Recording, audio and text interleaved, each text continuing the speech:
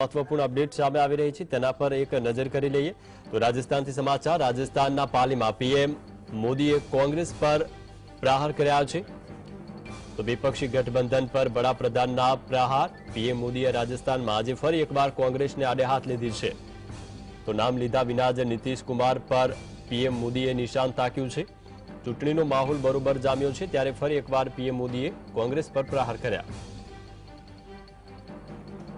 महिलाओं का अपमान है कि नहीं है? ऐसे ही जवाब देते हैं क्या? ये महिलाओं का अपमान है कि नहीं है? ये महिलाओं का अपमान है कि नहीं है? ये महिलाओं का अपमान है कि नहीं है?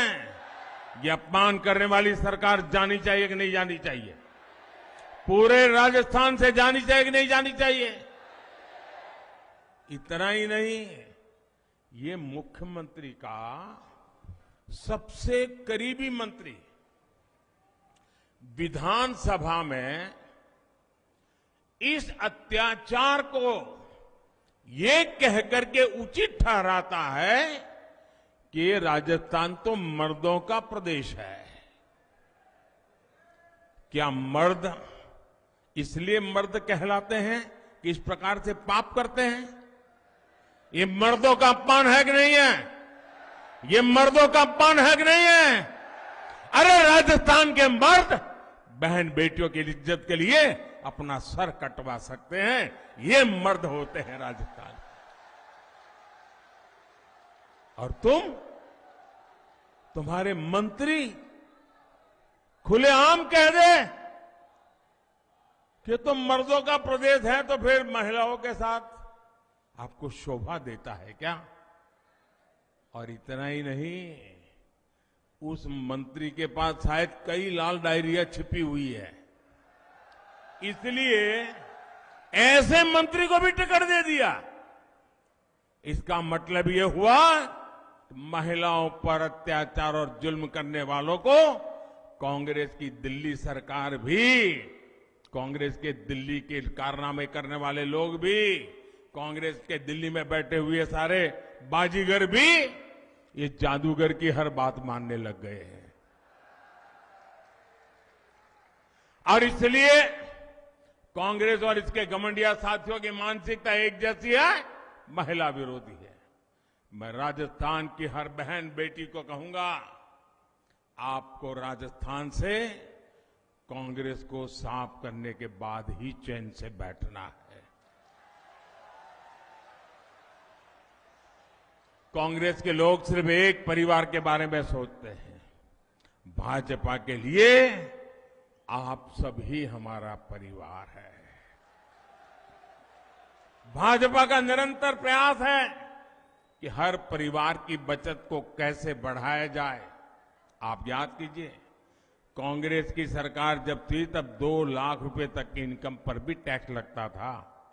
यहां के लोग तो बराबर व्यापार दुनिया से जुड़े हुए हैं। 2 लाख रुपए पर टैक्स लगता था कि नहीं लगता था? जरा जवाब दीजिए, याद कीजिए, कांग्रेस के जमाने में 2 लाख रुपया पर टैक्स लगता था कि नहीं लगता था? ये मोदी के आने के बाद 7 लाख रुपये तक एक नया पैसा टैक्स नहीं लगता है। मेरे मध्यम वर्ग के पैसे बचते हैं। 2014 में सरकार बनने के बाद भाजपा ने डायरेक्ट टैक्स में जो कमी की है, उसकी वजह से मध्यम वर्ग के जेब में 2.5 लाख करोड़ रुपए बचे हैं। और ये हमारे कर्मचारी हो, हमारे व्यापारी हो, छोटे दुकानदार हो, इनके लिए बहुत बड़ी राहत का काम है। साथियों, ये केंद्र की भाजपा की सरकार की नीतियां हैं, जिसकी वजह से आज आपके मोबाइल का बिल भी कम आ रहा है। कभी आपको मालूम है पहले मोबाइल का कितना बिल देते थे आप? सब भूल गए। अब ये भूल जाओगे तो कैसे चलेगा भाई? जरा पुराना हिसाब किताब निकाल दीजिए। 2014 के पहले आपके पास अगर मोबाइल फोन था तो मोबाइल का बिल कितना आता था वो जरा देख लीजिए। कांग्रेस सरकार के समय में आप जितना मोबाइल डेटा खर्च करते थे, आज अगर डेटा की कीमत वही होती, 2014 में जो दाम देने पड़ते थे, आज अगर वही होता ना, तो हर महीने सिर्फ मोबाइल खर्च में आपको 5,000 रुपये अधिक खर्च करना पड़ता। अभी आपका हर महीने 5,000 रुपया बचा कि नहीं बचा? जरा जोर से बोलो ना, पैसा बचा यार, मारवाड़ी हो। 5,000 रुपया बचा कि नहीं बचा? आज एक घर में 3 या 4 मोबाइल होते हैं तो कितना रुपया बचा? कितना रुपया बचा? ये मोदी का काम करने का तरीका है। अनेक परिवार है। अब आप देखिए कि मध्यम वर्ग का परिवार हो, कोई गरीबी से लड़कर के बाहर आया हुआ नया नया मध्यम वर्ग में आया है, लेकिन परिवार में बुजुर्ग मां बाप हो और मान लीजिए एक डायबिटीज जैसी बीमारी आ गई, तो उसको हर महीने जो दवाई लेनी पड़ती है ना, 1,000-2,000 रुपया का अतिरिक्त खर्चा हो जाता है। होता है कि नहीं होता है? लेकिन हमने स्थान स्थान पर प्रधानमंत्री जन औषधि केंद्र खोले। 80% डिस्काउंट। कितना? जरा बोलिए ना भैया। 80% डिस्काउंट। कितना? 80% डिस्काउंट। ये माताओं बहनों को पूछना डिस्काउंट क्या होता है।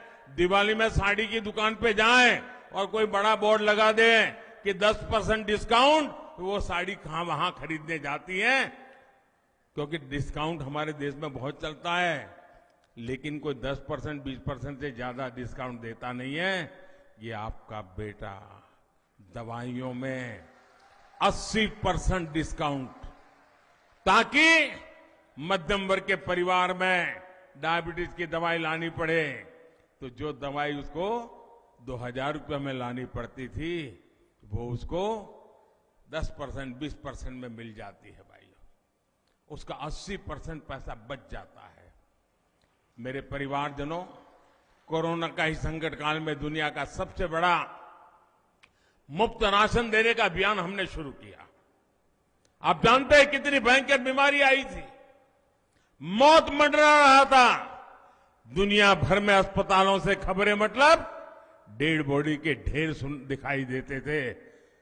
पूरे देश चारों तरफ मौत का आतंक छाया हुआ था कि नहीं था? कोविड ने डरा दिया था कि नहीं डरा दिया था? कब घर में मौत आकर के दरवाजे पर खटखटाएगी, डर लगता था कि नहीं लगता था? बेटा भी मां की सेवा के लिए उसके कमरे में नहीं जा पाता था, मां भी बेटे की सेवा नहीं कर पाती थी। हर किसी को लगता था कहीं कोरोना हो जाए। और उस समय बाहर भी सारा काम बंद हो गया था, लोग भी अपने अपने घर वापस चले आए थे। तब ये आपका बेटा सोता नहीं था।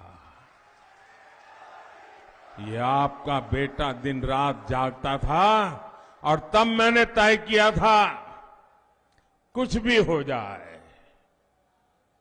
कुछ भी हो जाए, कितनी ही मुसीबत क्यों ना आए, खजाना खाली क्यों ना हो जाए, लेकिन किसी भी घर का चूल्हा बुझने नहीं दूंगा। किसी गरीब मां को आंसू बहाने के लिए मजबूर नहीं होना पड़ेगा। कोई बेटा भूख से नहीं सोएगा। मुझे बताइए, हम तो राजस्थान के लोग हैं, पानी की एक प्याऊ भी कर देना तो भी लोग कहते हैं पुण्य का काम किया। कहते कि नहीं कहते? તો રાજસ્થાનના સુરુમાં જાહેર સભાને સંબોધિત કરતા પીએમ મોદીએ જણાવ્યું કે જો પ્રદેશના લોકો ચૂંટણીમાં અમારી પાર્ટીને ચૂંટશે તો અમે ભ્રષ્ટાચારવાદીઓની ટીમને રાજ્યમાંથી ઉખાડી ફેંકીશું। ભાજપ રાજ્યમાં વિકાસલક્ષી કાર્યોને મહત્વ આપશે અને તેના કારણે જીત રાજસ્થાન અને તેના ભવિષ્યની થશે। ટૂંક જ સમયમાં ભારત વિશ્વની ત્રીજી સૌથી મોટી અર્થવ્યવસ્થા બની જશે। આ પાછળ ભારતના લોકોના મતની તાકાત છે। કોંગ્રેસ પાર્ટીએ તેના 10 વર્ષના શાસનમાં અનેક પ્રકારના ગોટાળા કર્યા છે। ત્યારબાદ દેશના લોકોએ મતની તાકાતથી કોંગ્રેસને વર્ષ 2014 અને 2019માં હાર આપી. દેશના દરેક યુવાનો જાણે છે કે સરકાર તેમની સાથે ઊભી છે.